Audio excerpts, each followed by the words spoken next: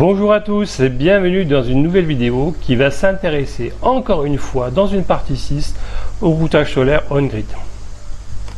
Alors en avant-propos, cette vidéo présentera quelques formulations mathématiques. Je la quantifie à une échelle de 4 sur 5 en échelle de CBI en termes de difficulté. Bon, j'ai hésité entre 3 ou 4 sur 5. Rien de dramatique, ne vous inquiétez pas. Alors, on va s'intéresser dans cette vidéo à l'analyse du routage par technique qualifiée de train de sinus ou multisinus. Et au préalable, dans les précédentes vidéos, dans la vidéo 2 et 4, on avait vu que la régulation pour essayer d'annuler la puissance au point Linky, P-Linky proche de 0 watts se faisait en ajustant l'angle d'ouverture à l'intérieur de chaque demi-période de la sinusoïde de courant pour essayer d'annuler P-Linky proche de 0. Et donc, ça sous-entendait que selon l'angle d'ouverture, si notamment on était proche de 50%, donc de pi 0 sur 4, ça sous-entendait que les harmoniques de courant, malheureusement, si on devait ouvrir à ces moments-là, et selon la puissance de votre ballon, pouvaient dépasser les valeurs en termes de courant d'harmonique 3 et autres, les valeurs données par la norme CEI 61000-3-2. Donc une idée absolument super intéressante proposée par André de la chaîne F1TB dans son routeur et également utilisée sauf erreur de ma part par Mathieu dans son package IA Solaire, Yet Another Solar Router, c'est d'essayer de moduler par une technique qui s'appelle train de sinus. Et donc l'objectif, on va y voir, en tout cas c'est le leitmotiv, c'est d'essayer de complètement diminuer ces potentiels harmoniques de courant. Et on va un peu regarder ça dans le cadre de cette vidéo. On va faire l'étude des avantages et des inconvénients de cette technique de régulation. On va potentiellement proposer des améliorations fortes de cette analyse et de quelques résultats. Et également, vous allez avoir un code Python qui s'exécute sur Google Colab, vous n'avez strictement rien installé, qui va simuler tous mes propos. Donc vous avez le lien ici en bas ou sinon en description de la vidéo.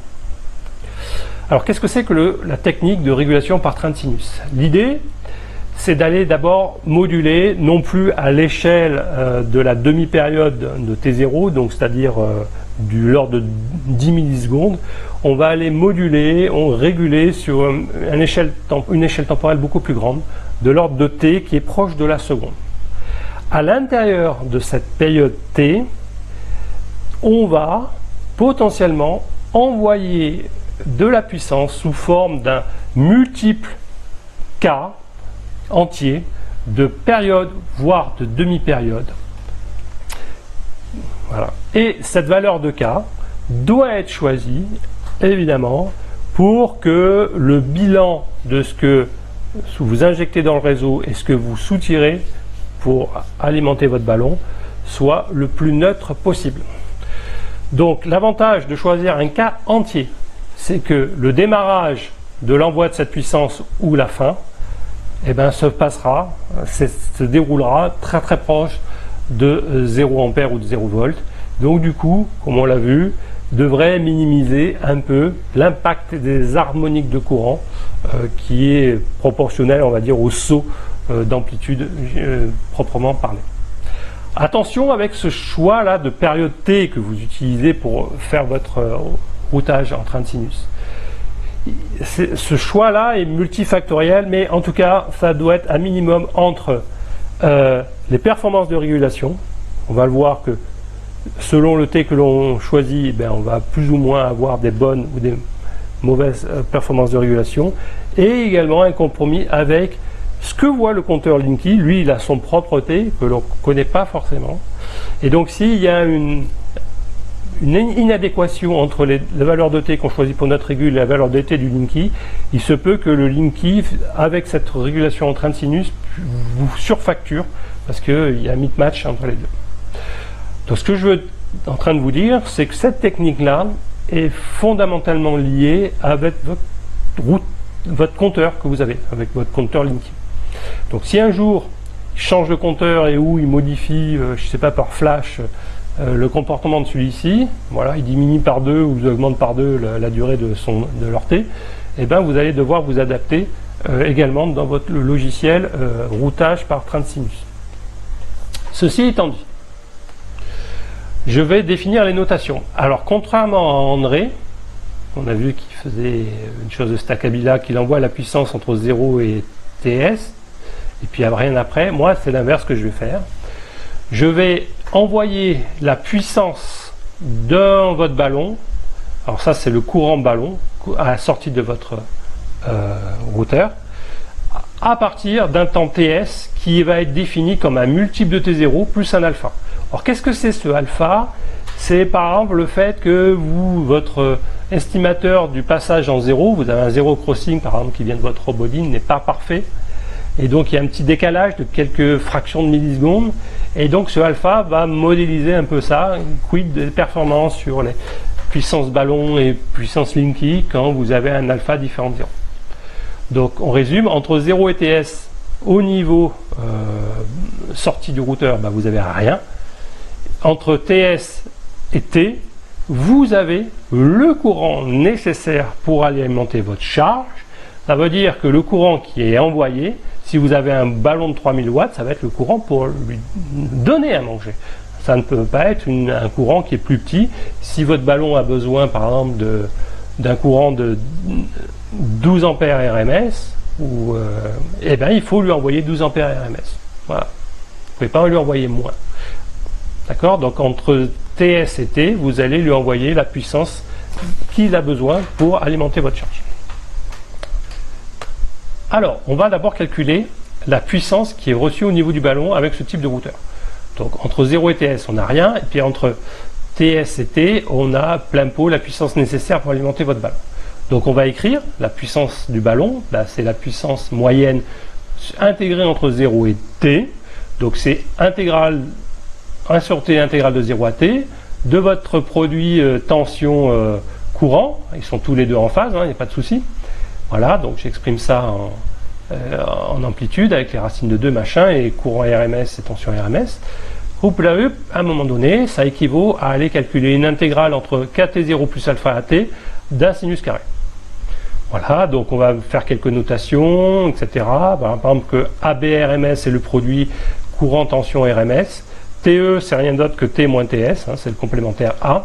Et on arrive à cette expression de la puissance de ballon, reçue au niveau du ballon, qui vaut 1 sur T, facteur de ABRMS TE, donc proportionnel à la durée du TE ici, plus un terme CBRMS, où on voit grosso modo que c'est homogène au terme de déphasage, ici. Donc c'est un terme correctif lié au fait que votre alpha soit un peu différent de 0. En tout cas, quand alpha vaut 0, c'est sûr, ce terme-là vaut 0. Et donc votre puissance de ballon se réduit comme peau de chagrin à quoi? À votre produit des tensions courant RMS sur TE sur T. Et on sait que comme TE est plus petit ou égal à T, donc ce terme-là TE sur T est inférieur à 1, y compris entre 0 et 1. Donc on envoie, ce que je suis en train de vous dire, c'est que en fonction de TE, on envoie une fraction de la puissance ballon, de votre puissance nominale de votre ballon. C'est exactement ça. On va jouer avec TE pour envoyer par exemple la moitié de la puissance, etc. Donc c'est strictement équivalent. Ça me paraît logique. Alors maintenant, ce que l'on va regarder, c'est pas à la sortie du ballon, ce qui nous intéresse le plus, c'est à l'entrée de votre routeur, et donc ça se trouve au niveau de votre tableau. Donc je vais appeler ça, par rapport en référence avec mes autres vidéos, la puissance au point Linky, en amont de tout ça. Et qu'est-ce qui se passe déjà, d'un point de vue électrique? On sait que entre 0 et TS, bon, nous on n'envoie rien au ballon, mais votre système solaire, lui il injecte. Je vais supposer qu'il n'y a pas d'autre charge, on n'a que le ballon et votre puissance de production solaire. Donc entre 0 et TS, on a votre injection dans le réseau, voilà, en opposition de phase. Et entre TS et T, on a quoi? On a une consommation. Dans le cas où votre puissance solaire n'est pas suffisante pour alimenter votre ballon, ce qui est un peu le cas quand vous utilisez un routeur. Et donc ici le courant, qu'on a besoin de soutirer depuis Enedis va être égal à quoi? Eh bien, c'est juste pour compléter ce que la puissance solaire est capable déjà de donner à votre ballon, eh bien on va compléter. Donc le courant que l'on envoie, que j'appelle IE, c'est bien IB, ce qu'a besoin le ballon, moins ce que vous pouvez déjà donner par votre production solaire. Et donc ça, c'est le complément de ce que vous donne Enedis, et ça va donner ça entre TE, c'est-à-dire entre T moins TS. Donc on a les deux modes. Mode injection, où on envoie un courant moins IS, parce qu'on est en opposition de phase lors de l'injection, et entre TS et T, eh ben on a un courant entre de IE qui est IB moins IS. Donc on va calculer poids Linky, on va faire strictement pareil, on va calculer la valeur moyenne de ce signal, donc c'est 1 sur T, eh ben de quoi la première partie du signal entre 0 et TS de ce pataquès, plus un autre signal intégré entre TS et T, voilà, machin, ça se ressemble. Allez, où il y a eu truc, qu'est-ce qu'on se passe? On voit qu'il y a deux intégrales de sinus carré à calculer. Et pareil, en utilisant toujours pareil, sinus carré égale 1 moins cos 2x sur 2, puis en intégrant ça, on arrive à ces formulations-là. On arrive au point Linky, ça ressemble un peu aux puissances de ballon, hein, quelque part, à part qu'il y a un autre terme, en fait. Le premier terme, ça va dire c'est homogène à une puissance que vous soutirez depuis une Enedis pour compléter l'énergie envoyée au ballon, donc c'est AERMS-TE, plus un terme correctif qui dépend de l'angle alpha, moins une puissance que vous allez donner, entre guillemets, vous injecter, ASRMS proportionnel au temps TS, plus un terme correctif de l'angle alpha. Alors le premier terme correctif de l'angle alpha, CRMS est égal à celui du ballon, donc que j'ai donné tout à l'heure, et le nouveau terme correctif de CSRMS, c'est égal à ça. Voilà. Donc évidemment, quand l'angle alpha est égal à 0, à la fois CERMS et CSRMS sont égales à 0, et la puissance Linky se simplifie par ce terme-là, deux puissances. Enfin, on retranche deux puissances. La première puissance, c'est celle qu'on consomme depuis Enedis et donc est modulée par le rapport TE sur T. Et celle, on soustrait la puissance qu'on injecte, qui est modulée elle-même par le rapport TS sur T. Alors, on va étudier un peu cette histoire de l'angle alpha là, dans ces formules, comment ça dévie un peu le CERMS, CRMS par rapport à cette formule alpha égale 0. Donc, je vous ai tracé un peu un petit cas des pratiques où j'ai choisi alpha égale 9 degrés, c'est des petits retards, donc c'est des petites erreurs dans l'estimation de ZC. Et on voit, je vais enlever ma tête, que finalement entre la puissance observée et la puissance théorique, il n'y a pas beaucoup d'écart. De toute façon, c'est pas grand-chose. Et je vais considérer que finalement, pour des petits décalages, des petites valeurs d'angle alpha, exprimées ici en degrés, bon, vous divisez par 180 et puis vous multipliez par T0, vous allez avoir des délais en millisecondes, enfin en secondes. Pour des petits délais, là, les coefficients CERMS et CSRMS sont négligeables. Donc je vais simplement simplifier mon analyse des puissances Linky à principalement cette formulation. Alors, fort de cette formulation, eh bien, on va pouvoir trouver une valeur de K. Je vous rappelle que TS, c'est égal à KT0, que T, c'est NT0, forcément, hein, on choisit T, une seconde, c'est un multiple de... Il faut qu'on choisisse une période d'analyse T qui soit multiple de la période, voire de la demi-période, on va en reparler. Donc du coup, on peut inverser cette formule-là, hein, là ici, il y a un K qui apparaît en fait, hein, puisqu'il y a un TS et T moins TS, et TS, il dépend de K.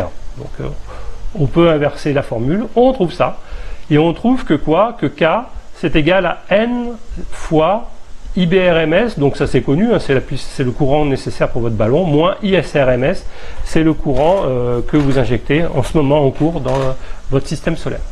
Donc ce terme-là, c'est compris entre 0 et 1. Et vous voyez la puissance de crochet parce que K doit être une valeur entière. Donc on va l'arrondir à l'entier le plus proche. Donc c'est une fonction round. Voilà. Pour être sûr de prendre un entier. Soit de la période, soit de la demi-période. Donc ce qui fait que s'il y avait une partie décimale là, dans ce coefficient, on fait une petite erreur. Alors ce qui représente quelques watts. Ou autrement dit, en prenant un estimé de cas qui à valeur entière, on va vraisemblablement commettre un minimum une erreur d'estimation, une erreur minimale de régulation qu'on ne pourra pas descendre en dessous du fait que l'on prenne une partie entière pour K et on n'a pas d'autre choix. Alors, il y a une énorme bonne nouvelle dans cette expression ici. C'est que on a une expression analytique. Et donc, en fait, on n'est absolument pas obligé d'utiliser un PID pour aller réguler, pour aller optimiser par train de sinus notre routage. On peut très bien utiliser cette formule. Basta. Donc, ça pourrait sous-entendre forcément des meilleures précisions parce que ça serait plus rapide. On aurait des valeurs de K qui seraient des solutions vraiment très proches de P-Linky égale 0. Et ça peut avoir que des avantages. Donc ce que je propose là immédiatement, c'est que on s'affranchit du PID et on implémente cette formule pour aller router. On a juste besoin d'avoir un estimateur de l'injection de ce que vous injectez dans le réseau. Ça c'est pas compliqué, vous avez typiquement une pince en périmétrique qui permet de le faire. Voilà. Et par exemple, ce que je vous ai dit, lorsque votre puissance solaire est de 500 watts avec une puissance de ballon de 3000 watts, le cas optimal qu'on trouve par cette formule est 42. Quoi qu'il arrive, on injecte 20 watts. On ne pourra pas descendre en dessous. Si vous avez choisi par exemple K à 43 ou 41, on aurait eu des puissances Linky qui seraient en valeur absolue, je prends la valeur absolue du P-Linky, plus grande que 20. D'accord? Donc, on aurait ici, on ne peut pas faire mieux que injecter ou soutirer 20 watts. Ici, c'est on injecte. Voilà, c'est comme ça. Alors, pour illustrer un peu cette erreur minimale que l'on commet avec la régulation en train de sinus, je vous ai tracé une matrice où en X, vous avez la puissance solaire, comprise entre 0 et la puissance maximum de votre ballon. Et cette puissance de ballon, je l'ai limitée à 3000 watts. Donc ici, ça veut dire que votre puissance solaire est entre 0 et 3000. Et ici, c'est pour tous les ballons entre 0 et 3000. C'est équivalent à un peu tous les marchés type de ballon. Et par exemple, si vous avez un ballon à 2000 watts, eh bien votre erreur minimum que vous ne pouvez pas descendre en dessous liée à la technique de train de sinus, là, c'est comme si vous traciez une ligne horizontale dans cette matrice-là. Et vous voyez que plus votre puissance solaire disponible est grande, plus votre erreur que vous allez commettre dans votre régulation est importante. Vous allez même avoir des pointes, pourquoi pas au-dessus de 25, voire proche de 30 watts. Et vous ne pourrez rien faire. Plus votre puissance solaire est importante, plus votre erreur de régulation va être importante. Ok, là c'est proportionnel. Alors, qu'est-ce qu'on peut faire pour essayer de minimiser cette erreur de minimum au point de régulation à P-Linky proche de 0? Une façon de faire, c'est d'augmenter la valeur de T, parce qu'on a vu que tout était proportionnel par exemple, à TS sur T ou TE sur T. Donc plus vous augmentez T, plus, entre guillemets, vous allez diminuer cette erreur de régulation. Certes, mais si vous prenez un T trop grand, il s'avère que vous allez peut-être dépasser la valeur de T du votre compteur Linky. Et donc, à un moment donné, vous risquez la surfacturation. D'accord? Donc ça, c'est un problématique. Une autre façon de faire, c'est ce qu'a proposé André, c'est non plus réguler sur des multiples d'une période entière, mais sur des multiples de demi-périodes, c'est-à-dire sur des multiples de 10 millisecondes, de T0 sur 2. Et dans ce cas-là, mécaniquement, votre erreur de minimale est divisée par 2. Donc au lieu de passer à 30 watts, vous passez à 15. Voilà, donc ça c'est cool. Mais vous allez voir que réguler sur des demi-périodes va présenter potentiellement quelques problématiques. Alors, pour répondre enfin à la question, est-ce que ça vaut le coup? Ok, donc déjà on vient de présenter qu'il y a une erreur minimale, alors que la technique par déphasage, cette modulation intra-demi-période, comme présenté dans les vidéos 2 et 4, on pouvait flirter, si votre PID est bien réglé, au 0 watts.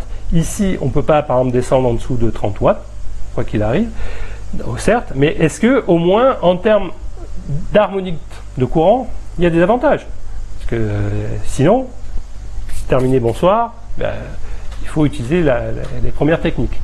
Donc pour cela, on va illustrer ce propos en calculant le spectre théorique. Alors ici, la valeur absolue, le module, pardon, de la transformée de Fourier de votre signal du courant au point Linky. Donc le module de la transformée de Fourier, c'est égal au module de la somme des deux parties, la partie injection et la partie soutirée du réseau. Alors ce qu'il faut comprendre, c'est qu'on a deux sinusoïdes sur une durée qui est anti-complémentaire, enfin complémentaire l'une de l'autre.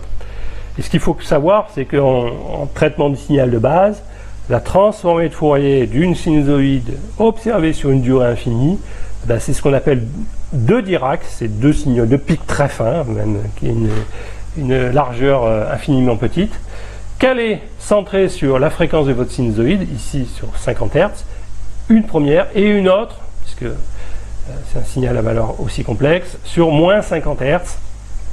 Voilà. Et voilà. Donc, cette sinusoïde, c'est 2 Dirac quand c'est observé sur une durée infinie, mais ici non, on a deux sinusoïdes, chacune observée sur des durées finies, une sur TS et l'autre sur TE. Et donc ce signal-là, c'est comme si vous preniez une sinusoïde que vous multipliez par une fonction porte dans le temps, d'une durée soit TE soit TS, et on sait que les produits en temporel, c'est équivalent à convoluer les spectres, donc on convolue le spectre d'une sinusoïde parfaite observée sur une durée infinie par la transformée de Fourier d'une porte qui est égale à un sinus cardinal.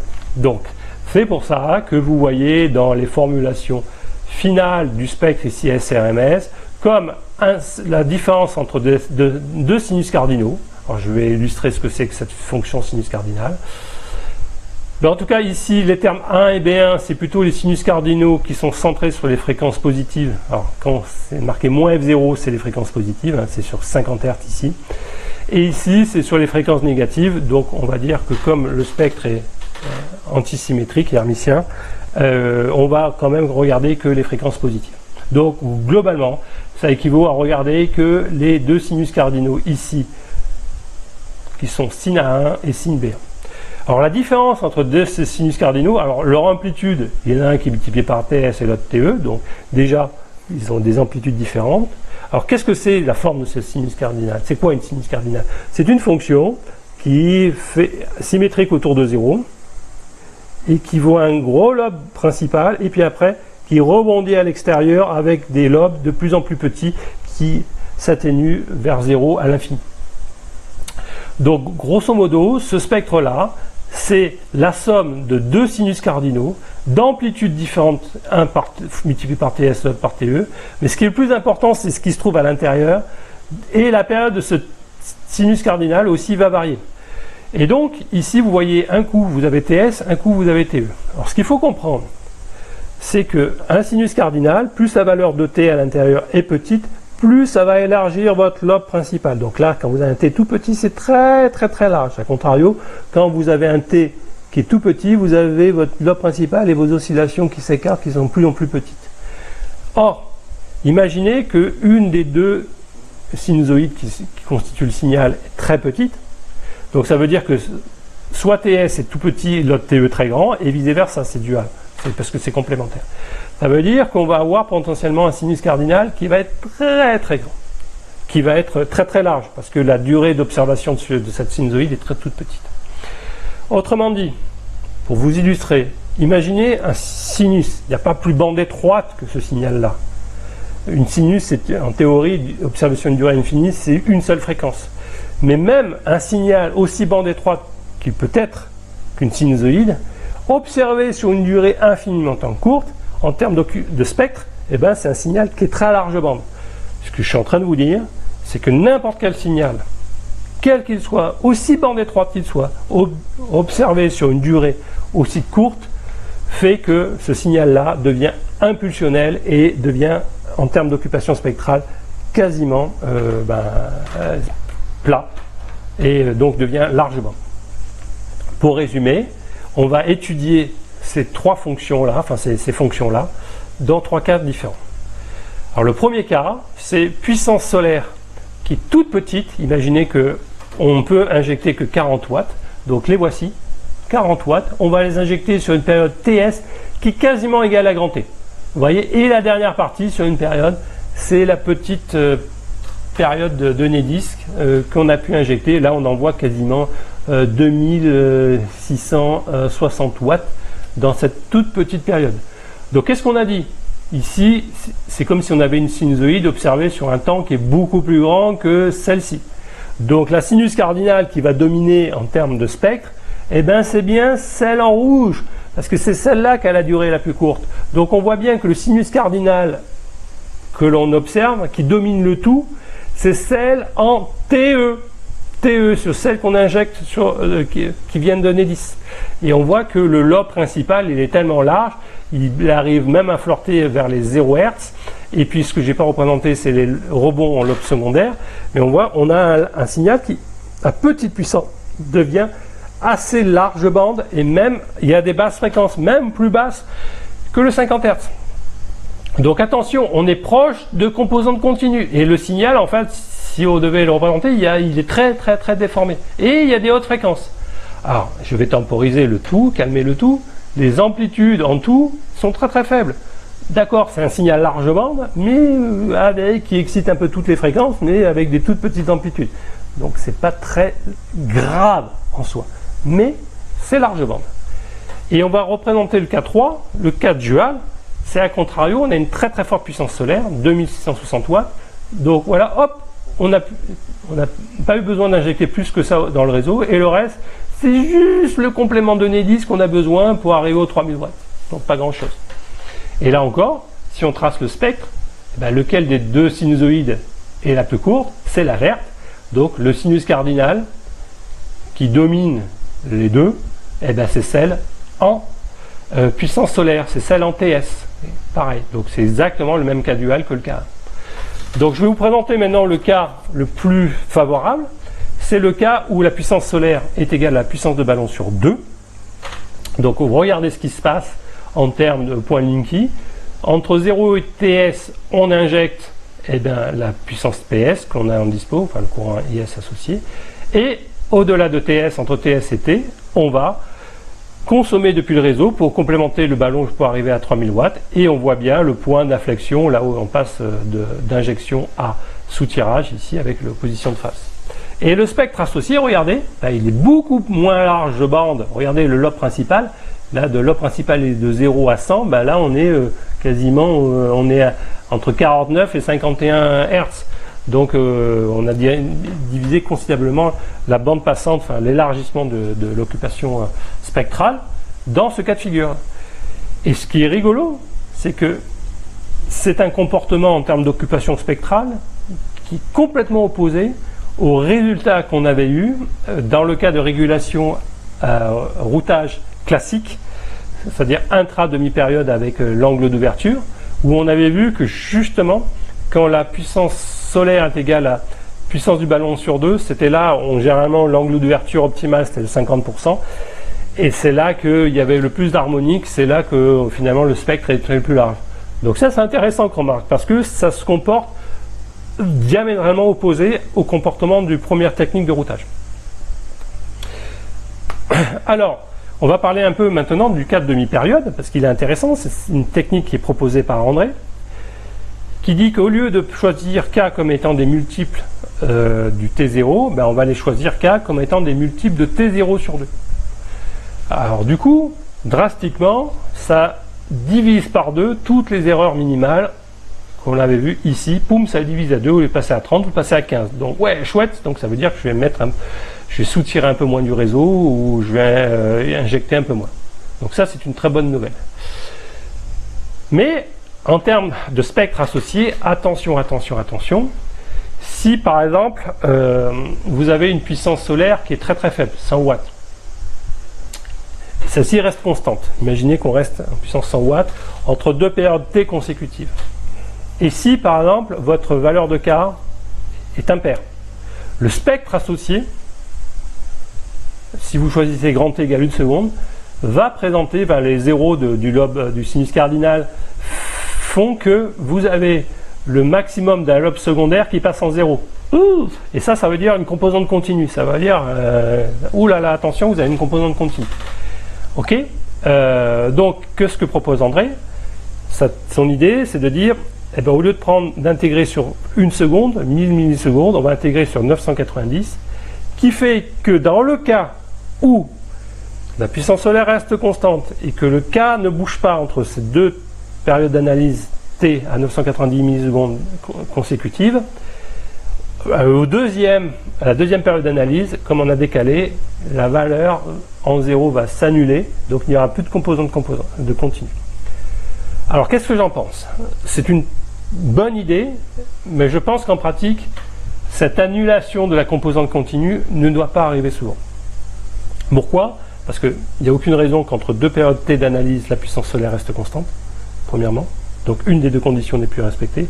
Et en plus, c'est pas sûr du coup que le nombre K soit impair entre deux périodes, enfin reste impair dans les deux périodes consécutives. Donc voilà, donc il suffit qu'une des deux conditions ne soit pas réalisée pour qu'on ait une composante continue. Et ça, je ne sais pas d'un point de vue électronique si c'est intéressant ou non. Donc, est-ce que diviser par 2 l'erreur minimale dans la régulation au point Pedinky, c'est un jeu, ça vaut la chandelle de voir apparaître des composantes continues assez régulièrement? Je ne sais pas. Et puis je ne connais pas leurs impacts d'un point de vue électronique. Voilà, je vous présente les résultats tels qu'ils sont. Alors, le cas dual du 1, c'est le 3 avec beaucoup de puissance, c'est strictement pareil. On a l'apparition de lobe secondaire tout identiquement, parce que c'est l'autre sinus cardinal qui domine. Alors, on va conclure et mettre quelques perspectives. Donc, on vient de voir que la technique de train de sinus, eh bien, effectivement, si c'est une technique qui ne crée pas d'harmonique de courant. Qu'est-ce que j'appelle d'harmonique de courant? En fait, les valeurs de courant en 150, 250 Hz, 350 Hz, c'est que des lobes secondaires qu'on vient de voir par rapport à notre sinus cardinaux centré sur 50. Donc, ce sont des valeurs de courant qui sont très très faibles. Donc, il y a des harmoniques de courant pour P F0, P supérieur à 1 et P impair, qui sont très très faibles. Ce qui est génial, c'est que je vais vous démontrer qu'il y a une valeur analytique pour trouver la valeur de K qui dépend quoi? En fait, comme la puissance de ballon est fixée, qui dépend que de votre puissance solaire. Donc, on n'a pas besoin d'utiliser un PID. On peut avoir directement la valeur de K du nombre de périodes ou de demi-périodes optimale. Boum! Donc, ça permettra de faire quelque chose encore plus fin et plus rapide. Alors, le revers de la médaille, c'est que, il y a cet effet de quantification qui est là. Et donc, on ne pourra pas, en théorie, faire aussi fin, par exemple, qu'un PID super bien optimisé qui travaillerait en angle d'ouverture sur une régulation triac classique à l'intérieur d'une demi-période. Et notamment, je vous ai dit que cette erreur, dans le cas train de sinus, elle augmentait en fonction de la puissance solaire. Et en plus, on vient de voir que quand on est proche de petites puissances solaires ou de très forte puissance, on a quand même un signal, certes avec peu d'énergie, mais qui devient large bande, donc ça veut dire qu'on a apparition de composantes, voire d'apparition de composantes continues. Donc tous les bzz, bzz, bzz, bzz, les machins, ça, à mon avis, ça vient de là, que vous entendez. Alors, une idée serait de marier les deux approches, d'hybrider l'approche à déphasage classique, triac analysé dans les fonctions, dans les vidéos 1, 2, 3, 4, avec celle-ci. C'est-à-dire qu'on rappelle que dans un routeur à triac classique, entre un angle d'ouverture, ici par exemple pour un ballon de 3000 watts, ici entre 49 et 131 degrés, on sait que le courant d'harmonique 3 dépasse la norme CI 61003-2, donc de 2,3 ampères. Donc ça veut dire qu'en théorie, vous ne devriez pas utiliser un routeur à triac dans cette plage-là, entre ces deux angles d'ouverture. Ce que je vous propose, c'est que dans cet intervalle-là d'alpha, vous basculiez sur un routage en train de sinus. Puisqu'on sait qu'en plus, que quand on est proche de P0 sur 2, là, typiquement, là, nous, on émet le plus d'harmonique en régulation classique, c'est là, au contraire, que le signal en train de sinus est le plus bande étroite. Et donc, est le plus intéressant. Donc, il faudrait marier les deux. Entre là et là, régulation à triac. Entre là et là, régulation à triac, déphasage. Et entre là et là, régulation à triac par multisinus, enfin train de sinus.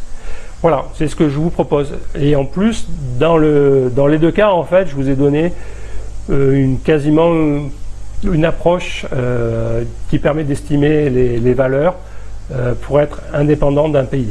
Voilà. J'espère que cette vidéo vous a été utile. N'hésitez pas à commenter, restez toujours courtois, mais même si je ne pense pas que cette vidéo fasse polémique. Je vous dis à très vite pour des prochaines vidéos. À bientôt. Ciao, ciao.